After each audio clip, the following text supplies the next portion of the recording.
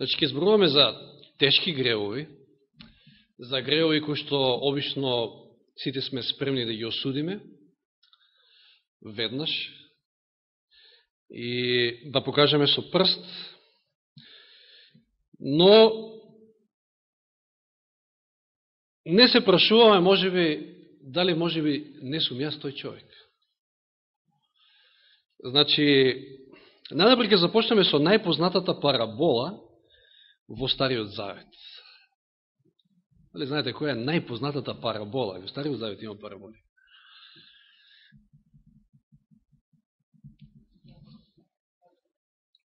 Натан и Давид, така ли?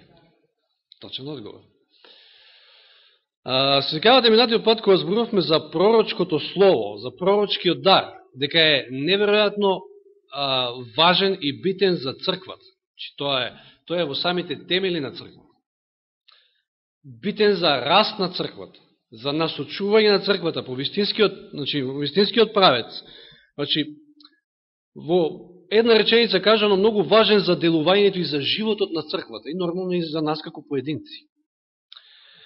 Спомнав минатиот пат дека пророците вдахновени од Господа праќале совети, насочувале, и тоа некогаш и директно опоменувале. И тоа во 4 очи. Таков е случајот со Натан и неговата средба со Давид.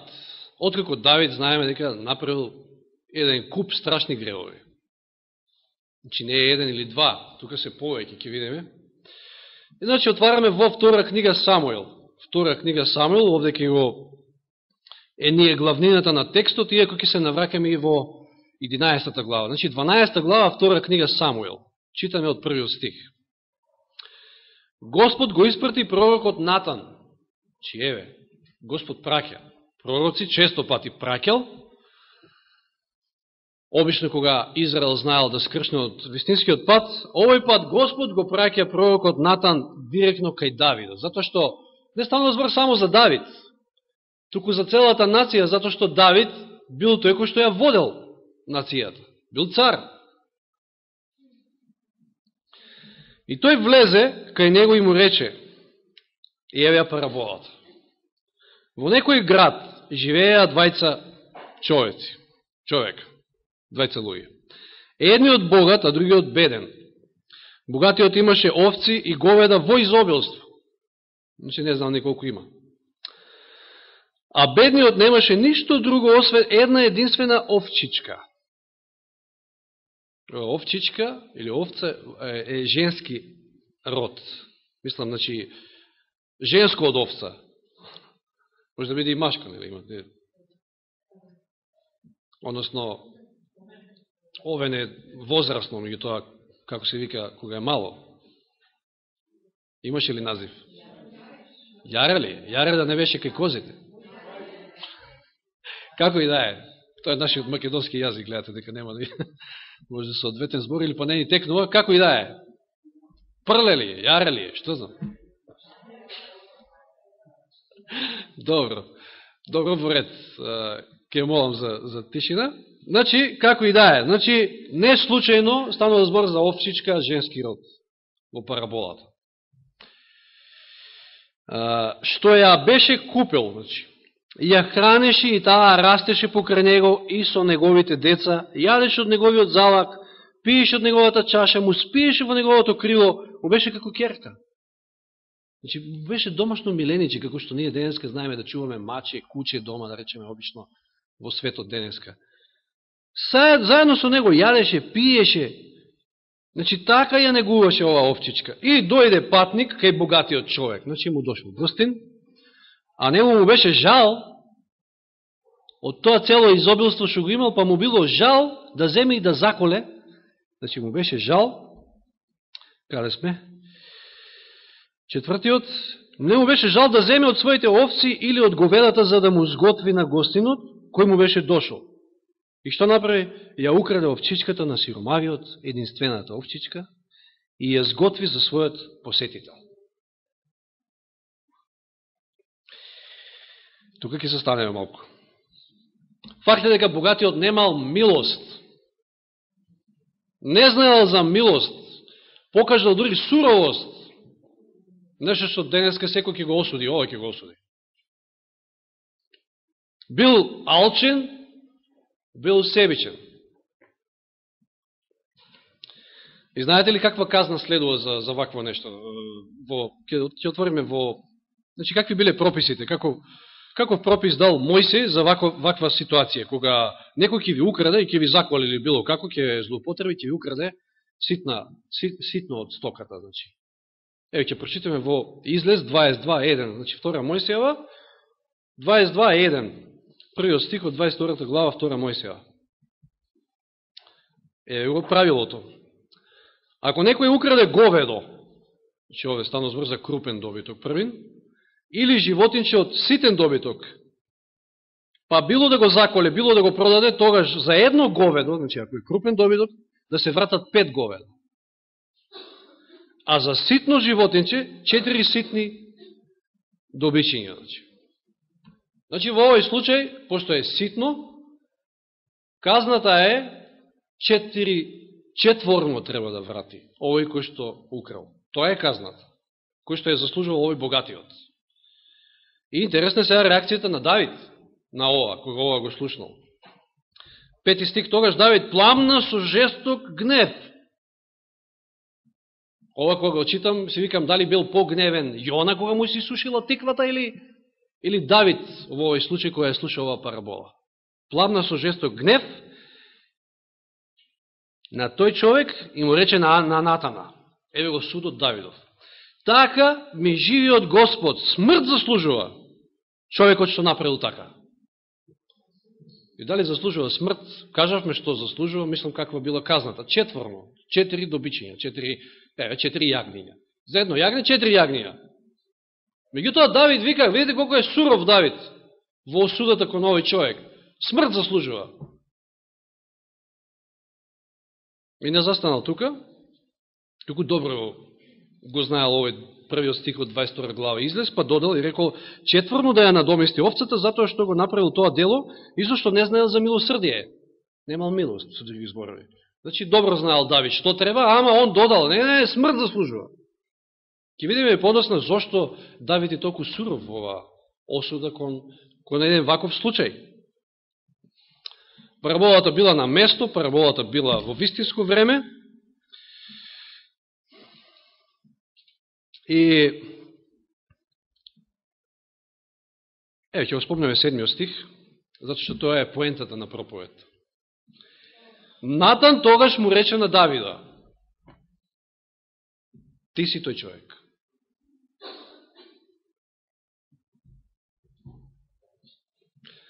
Со други зборови, ти си тој човек што заслужуваш смрт. Ти самиот си ја кажа судата. Тука ќе застанеме. Мислам, ќе одиме понатаму, подосно, меѓутоа, зашто Давид е тој човек? Се вратиме сега во 11 глава, 2 книга Самуил. И да се подсетиме на ова една полна со набој, неверојатно интересна епизода од некоја шпанска серија, може да кажеме. Баш така изгледава 11 глава. Во почетокот на следната година, во времето кога царевите излегуваа во војна, Давид го испрати Јоава и со него сите своји луѓе и сиот Израел. Видите, интересно, сиот Израел, сите мажи во војна отишле, ама Давид решил тогаш да се отспие малку, да одмори. Не дека нешто грешно направил во ова, не морал па царот стално да биде напред во првите борбени редови, и онака, значи, тие војуваат овде против амонците, а при крај биле веќе со нивно значи, освојување и победата била на изглед и веќе били опсаднат, значи, Рава, градот. А Давид, значи, не отиде да војува, туку остана во Иерусалим, не вели првиот стих. А еден ден, значи се војувало, таа опсада траела, еден ден приквечер Давид станал од својата постела. И кажам, јас станувам, ја утро станав во 4:30. Че уште сонцето не беше изгрејано и баш ми е супер, онака, наутро ми е најсвеж умот и најдобро можам да се подготвам и за служба и за се. И ви гледам вас, да ми простите, мислам, не го сваќате тоа ништо како угор, пее дека го да не сте јаделе са бајле, мислам, не, едва отварате уста, абе ја не сум јадел од вчера, ама и пеам и имам сила и поука да, како и да не ме сваќате погрешно, значи, многу е битно рано наутро да станеш пред зори, мислам, тоа го имаме како пример во Библијата, и Давид бил таков, и Исус тоа го правил, значи, кога мозокот е свеж и да му се посветите на Господа, не само за служба да се подготвите, тоа треба секој ден да не биде. Поготово сега кога е посвежо времето, јас имав проблем летото, кога беше жешко, па не можев до 12, па и после 12 да заспиам. Сега уште во 9 сум во кревет. Тука некаде, ајде, до 10. И затоа и станувам порано, затоа толку е. Спињето е толку 6-7, ете, прекусили 8 сати. Но Давид станал приквечер од кревет. Овој како да бил во диско, кој знае кај бил предходната ноќ, како денешните млади, па не може да се освести, па спие дури до вечер. Станува приквечер, Давид од својата постела се прошета по покривот на својот дворец, кој веројатно бил импозантен и многу повисок од сите други околни куќички, и од покривот забележа жена како се капе. И сега знаете како изгледа жена што се капе. Нема баш многу на себе, односно може би и воопшто нема. Жената беше убава на гледка. И Давид испрати и се распраша за жената и му рекоа, значи први се распрашал, му кажале дека е мажена, значи дека е керка на Елијамова, а пазите Елијам, ова не е лошо да се спомне, е еден од 30 јунаци Давидови, односно тоа биле посебна, да не кажам гарда, на луѓе кои што биле посебно спретни и умешни во војување, значи му биле десна рака на Давид. Елијам, тој е незиниот татко, но и жена на хетеецот Ури, кој што исто така бил еден од врвните војсководачи, да кажам, во Давидовата, во армијата на Израел. И без оглед на тоа што тоа му се блиски луѓе, тоа се негови познаници, Давид испрати гласник за да ја доведат кај него. Кога дојде, тој легна со неа, токму кога беше се очистила од својата нечистота, знаете зашто станува збор овде, потоа таа се врати во својата куќа и жената забремени и таму порача на Давида, трудна сум. Ова не е случајно спомнато, само што се очистила од својата нечистота. Тоа значи дека не била бремена претходно. Туку затруднела откако легнале со Давид. Ја направил Давид глупоста, и еве го токму оној богатиот во параболата. Давид до ова време имал веќе неколку жени. Дел од тие Сауловите. А на Урија му била таа една единствена, Вицавеа. И затоа параболата е токму за него. Давид е богатиот во параболата. И безмилосно посегнал по жената на Урија. Се случило тоа што се случило. Значи, први гледаме овде тоа негово излежување, да го споредиме, значи, станува збор за безделничење. Знаете што е безделничење? Македонија со 30 и кусур невработени, вакви луѓе имате куп, мислам, кои што, значи, не знам што да прават, ставно имаат слободно време на располагање колку што им душа сака и безделничат. Безделничењето е многу опасно по духовниот живот на еден. Значи, како што знаеме да кажеме, невработен ум е сотонска работилница. Ке ви дојдат, не знам, било какви мисли, не знам, што се нема да ви дојде во глава кога безделничите и се излежавате.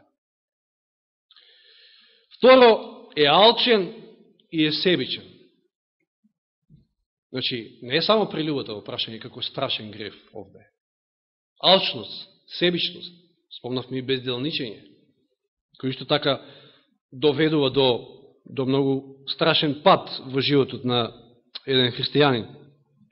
И сега од 6 стих па понатаму до 13 гледаме значи, виновниот како се обидува да ги покрие трагите, односно отпечатоците, знаете, за да не биде пронајден дека е тој.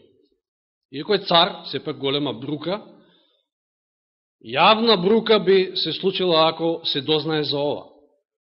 Дека жената на Урија е трудна, а Урија е во војна. И затоа Давид ќе порача, значи видите, Давид овде све нешто порачува, некого испреќа, ова, она, во целата глава Давид мисли дека се има во своји раце, се има под контрола. И Давид му испрати порака на Јоав, испрати го кај мене хетеецот Ури, значи викни го Ури, најнапред си намислил да едноставно го натера човекот да легне со својата жена и на тој начин, после нема да се знае, мислам, нема никој да рече и од Давида е ова дете. Меѓутоа безуспешно, во 2 обиди. Замислете си Ури, ке спие покрај скалите, тука покрај дворецот, покрај влезната врата на дворецот, ама нема да легне со својата жена, затоа што човекот знае дека е време на бој, на војна, човек треба да биде секојаш спремен, во приправност, а не да се опушта. И затоа во 11 стих, посебно е силен 11 стих, ја гледам оваа силна негова изјава. Ури му одговори на Давида: ковчегот, Израел и Јуда престојуваат под шатори, мојот господар Јоав и стражата на мојот господар престојуваат на отворено поле, на бојно поле, а јас да влезам во својата куќа, да јадам, да пием и да спием со својата жена. Живеот ми, твојот живот и твојата душа, значи се колне дори во Давида, навистина нема да направам нешто такво. Што да прави сега Давид? Втор обид ќе го опие Урија и сега си вика, овој пијан, сигурно ќе го направи тоа, како што често пати се случува, знаете, пијан човек, не размислува многу, и направи бели. Но да, Ури, замислите, дури и во пијана состојба бил пословесен и поприсебен од еден цар на Израел, од Давид. И пак нема да го направи тоа што Давид сакал од него. Што правиме сега? Знаете, убиец, па ќе се труди да ги избрише трагите од пиштолот, па ова, по она, за да ги покрие трагите. Меѓутоа, кога некој, значи, еве, жената е трудна, од вас, како ќе ги покриете трагите? Знаете, тоа што не се знаело за абортност, не знам јас, барем толку знам. Денеска може лесно и тоа да се реши. Ке абортира и готово, како ништо да не било. Меѓутоа, оваа ситуација, можеби месец, 2, нема никакви траги, нема ништо, ама после 9 месеци, и тоа, какав доказ ке имате? 3 кила, 5 доказ. Значи, нема бегање. И сега Давид што прави? Дури и тоа намислил. Замисли си колку човек може да падне ниско.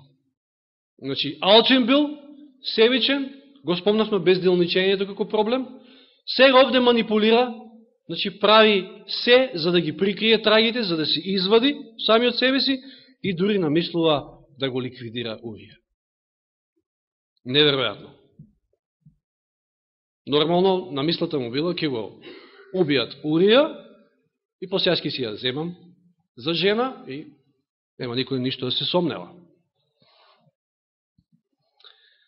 И интересно е што му го дава писмото токму на Урија да го однесе на Јоав, во кое што писмо стоело како треба да го средат Урија. Самиот го носи писмото. Значи, сценарио, едно грозно сценарио, не би се задржувале тука многу на ова, како тоа да се ликвидира Урија. И пазите, колку е глупав оној човек кој што паднал во гревови, па сега не знае веќе што да прави, сака да се прикрие, да покрие сето тоа, колку е глупав. Значи, смислува план во кој што ни помалку ни повеќе малте не цела војска ќе биде вклучена, живака треба да правите, ќе нападнете, па ќе се повлечете, ќе го оставите сам и ќе биде убиен. Целата војска е тоа вклучена во тој план. Сите знаат, значи, ќути, молчи, никој да не знае, само јас и ти и цел град, како што знаеме да кажеме. Така испаѓа ова. И се случува убиството. Јоав малку може и попаметен, поитар да кажеме во ситуација, нема само Урија да биде жртвата, него ќе погина така. Уште неколку околу него, значи за да не изгледа дека ептен толку целта е Урија, И доаѓа веста, се кажува дека меѓу другото и Урија загина. И реакцијата на Давид. Значи, колку срцето може да се стврдне. Неверојатно. Тогаш Давид му рече на гласникот 25 стих. Рече му вака на Јоава. Не земај го тоа толку на срце. Не жали па ти толку. Па војна е. Се случува. Стрели летаат. Ова, она. Ке загине тука еден, таму, двајца.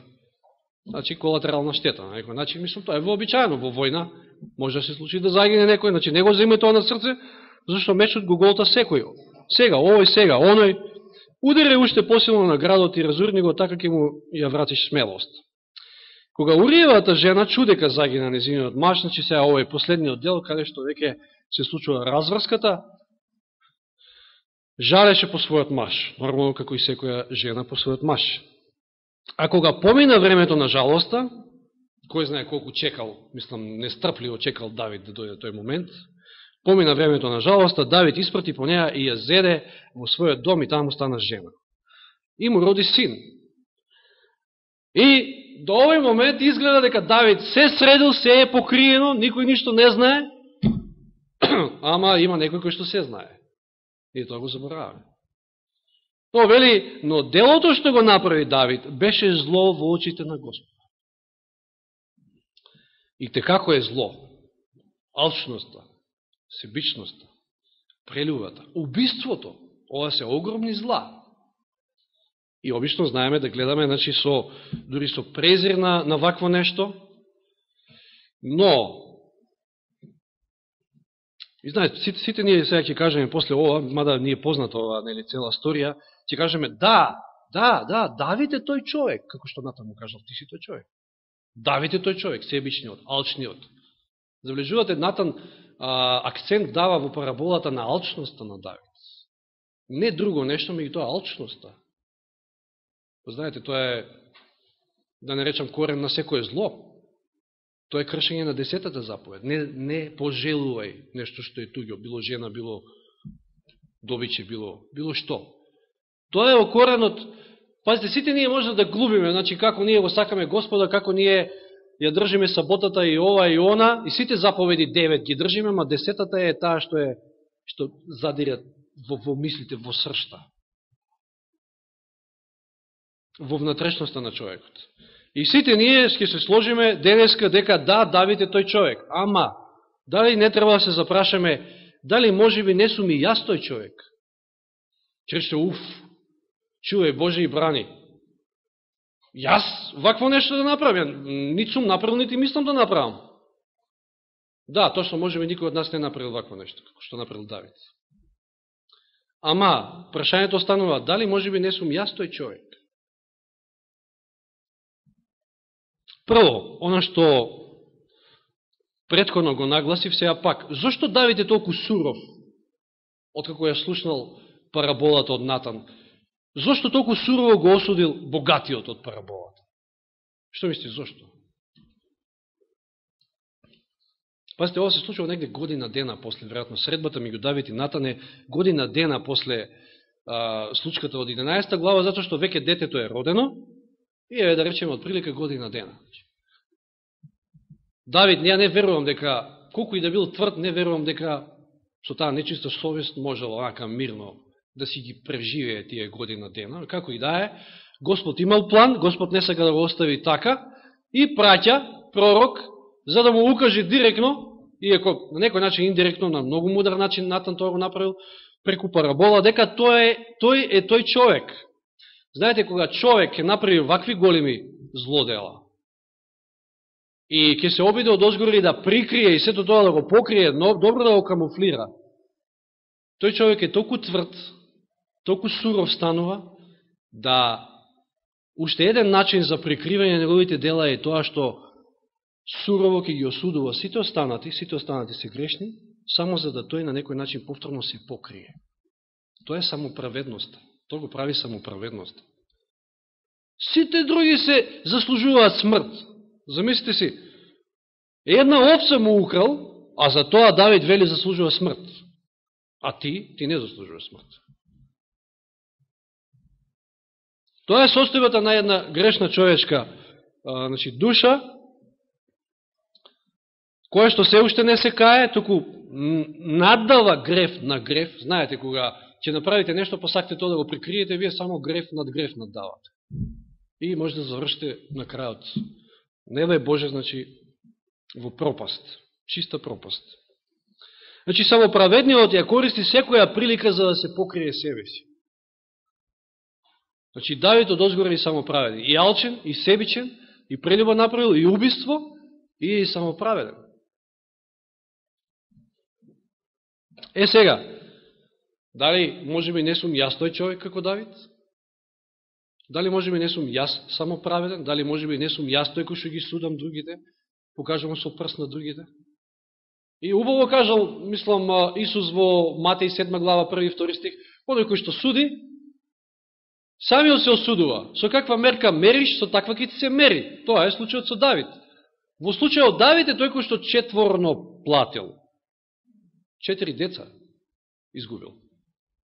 И тоа најмалото од Висавеа и уште троица од другите жени. Сина. Четворно платил. Но Господ е милостив, сепак. Значи, суровост кон браќата, суровост кон ближните, тоа е самоправедност. Друго нешто,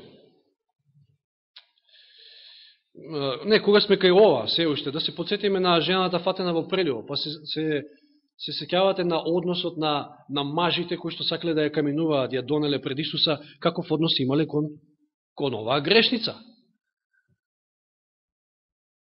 Заслужува смрт. Во ред, тука биле во право, затоа што, како што прочита Трајче, така била казната за прелюба, каменување. Но, што заслужувале пак тие? Дали може би тие не биле и бетер од неа, откако Исус ги напишал нивните гревови на земјата, и сите испобегале? Значи, кој е прв меѓу вас, кој што не сгрешил, нека прв фрли камен. Гледаме ка сите испобегале. Зошто биле толку сурови? Зато што биле самоправедни. Или сетете се на постариот син во параболата за двајцата сина и таткото. Помладиот отишол и потрошил се што имал тамо од имото, што го следувало од таткото, и потоа се враќа, дојде при себе, се враќа, Светиот Дух го сведочува, се враќа кај таткото, а стариот син, место да е радосен, тој сурово се однесува кон него и вели дури неправедно ова е, оче што го правиш ти. Значи, демек он бил цело време верен, работил, бил послушен нон-стоп на таткото, а кон него така, он не бил така третиран, кон него така таткото не се однесувал, а види како се однесува према овој грешник. Повторно самоправедност го прави тоа, ништо друго. Сега, дали сум, може би, јас тој човек? Лесно можеме да кажеме, да, Давид е тој човек, точно. Мислам, појасно не може да биде, Давид е тој човек. Ма Давид дури и при така јасна парабола бил слеп да го препознае тоа. Видите, до кај може да отиде човек. Ќе направи вакви страшни дела, и повторно не е ни свесен. Значи, замислите си, вие сте во тешки гревови, изимате, читате Библија и ништо не разбирате од неја. Зошто? Па токму поради состојбата во која се наоѓате. На Давид му е предочена една јасна парабола, тој не може да ја разбере. Па дури го суди богатиот и вели, тој заслужува смрт. Значи, прашањето е, да не сум јас тој човек. Како го поминуваме времето? Дали може би ние не безделничиме? Сега поаѓаме од почеток. Првиот проблем било безделничењето на Давид, па видел што видел, па направил глупост. Како го поминуваме ние времето? Знаете, во тоа време, да видите голотија, може би тоа било една од поредките прилики. Денеска голотија имате насекаде околу вас. Пуштите телевизорот, отидете на интернет, реклами, дури да не сакате да идете, не знам кај, било нарочито, значи, реклами насекаде. Билборди по градот. Рекламираат кола, рекламираат женска, рекламираат не знам што, пак женска. Повеќе гола отколку облечена. Значи, вие насекаде сте бомбардирани денески. Пазите, ако вашиот ум не е насочен кон нешто, земете, да, точно, интернетот. Интернетот може да биде голем благослов. И ќе биде голем благослов во последно време за осведочување на многу души. И како што гледаме И статистиката говори дека многу и ги гледаат проповедите и слушаат, не само нашите него. Материјали имате колку сакате. Меѓутоа, со што се бавите и што читате на интернет, тоа е многу битно. Вие може да имате многу време на располагање, па ѓавол ќе ве натера да влезете или да отворите или да пуштите некој канал кој што не треба да го пуштите. Значи, може би јас сум тој човек. Зависи како поминуваме времето, поготово младите денеска. Они имаат барем време на претек, иако и студии се тука опрашање и се, меѓутоа, знам и јас сум бил во тие години, така да знам дека сепак време има. Има, ако нема преку ден, има преку ноќ.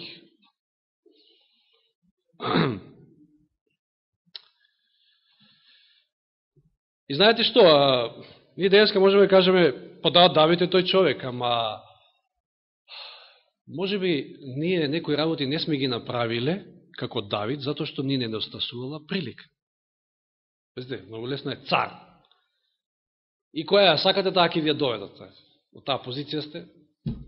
Па сега јас не сум цар, ама ја кога би бил цар, може би бетер би бил.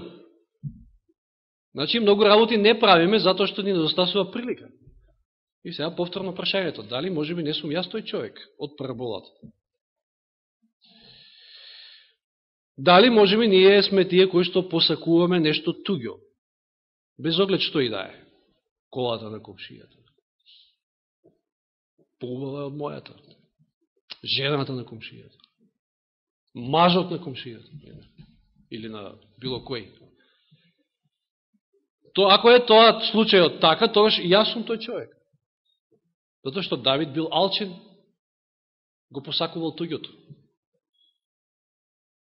И 300 перипетии направил за да дојде до тоа што го посакувал. Значи, пазите, денеска живееме во еден свет каде што важи она мото: сакам сега, сакам веднаш, сакам се.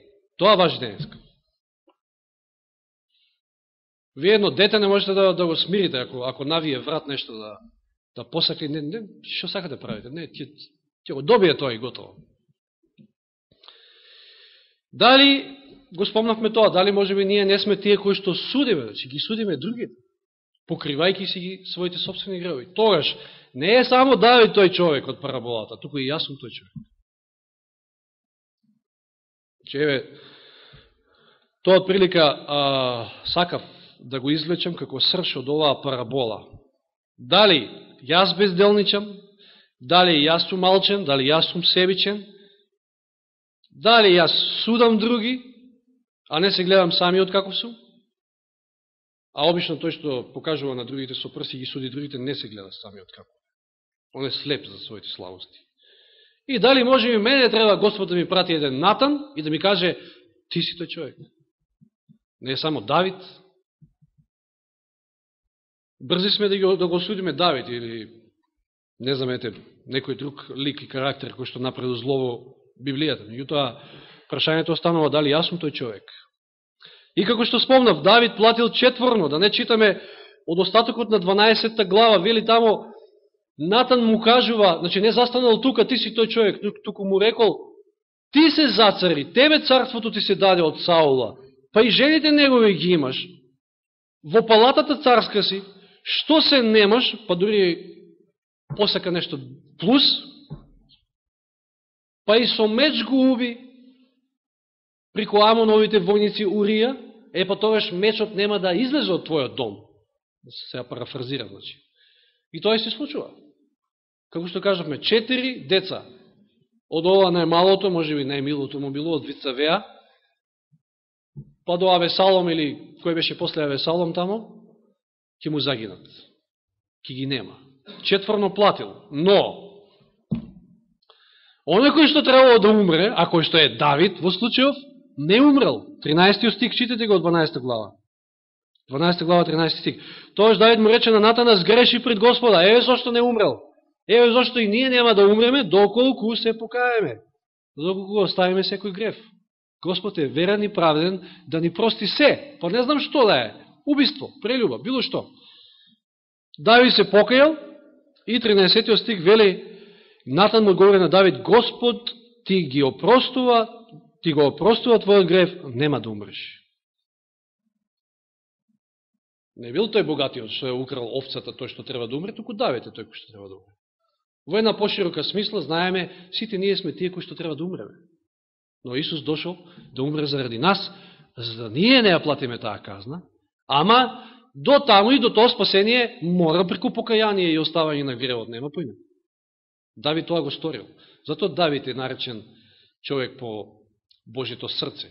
Затоа ги имаме тие преубави 23 тамо 51 псалм покајнички. Токму поради неговото покаяние. И видете ја милоста Господова, иако загубил 4 од своите деца, во 24 стих читаме од 12 глава. 12 глава, 24 стих. Еве го нашиот Господ. И праведен, и многу милостив. 24 стих од 12 глава. Потоа Давид ја утеши својата жена Вицавеа, откако нели ќе му умре најмалото.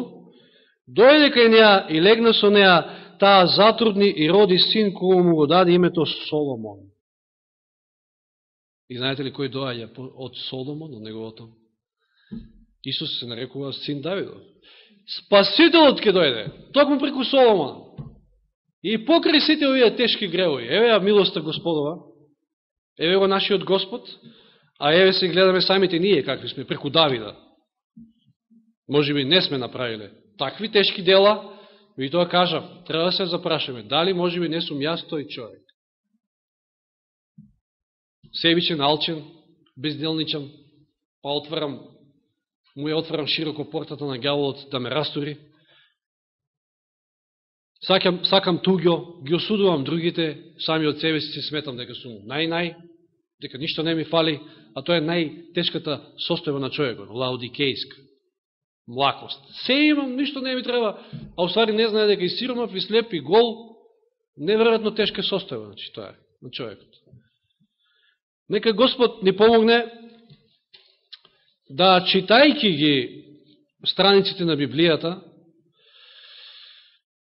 не наоѓаме каков е Давид, и дека Давид е тој човек, или дека, не знам, Трајче е тој човек, не знам, Олгица е, читаме тамо, ова е исто како Олгица е, овој стих е токму за Олгица. Така, знаеме да видиме, може би. Ама јас никаде не се гледам во тие опомени, во тие текстови, никаде не се гледам. А може би токму тој човек сум јас.